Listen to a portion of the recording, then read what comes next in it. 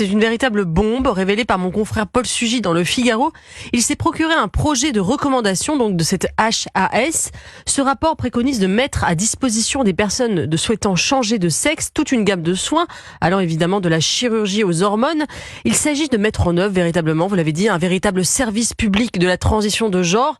Il faut par exemple former le personnel hospitalier à l'accueil des personnes trans, notamment dans le bon usage des pronoms utilisés. Il faut supprimer toute évaluation psychologique des personnes désirant changer de sexe, car je cite, la transidentité ne doit pas être considérée comme une pathologie ou un trouble psychiatrique. Il faut se fier intégralement au ressenti des personnes. Par contre, tous les soins doivent être entièrement remboursés. C'est une contradiction majeure, puisque si les personnes trans ne sont pas des personnes malades, pourquoi serait-ce à la sécurité sociale de payer intégralement leur transition ? Et que préconise la Haute Autorité de Santé concernant les mineurs ? Ouais, c'est là que ça devient carrément de la folie. La HAS recommande d'envisager les demandes de mineurs âgés de 16 à 18 ans ayant achevé leur puberté, y compris des interventions chirurgicales.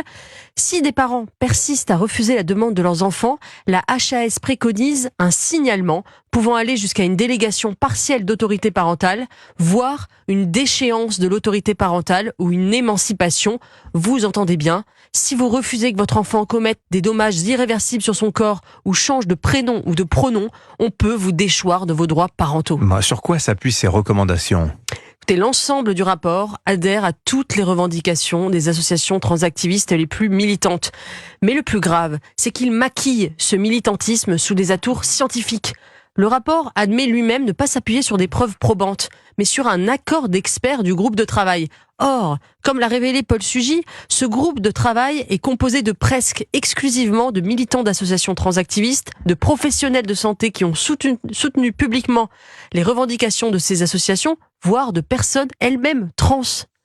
La HAS, je rappelle que c'est 73 millions d'euros de budget. C'est l'un des organismes qui a géré la crise du Covid en France. Quand on voit ce manque de rigueur, on est effaré. Comment redonner aux citoyens confiance en leur État, en la science, en la médecine, quand on voit que les plus hautes autorités scientifiques sont infiltrées par le militantisme ?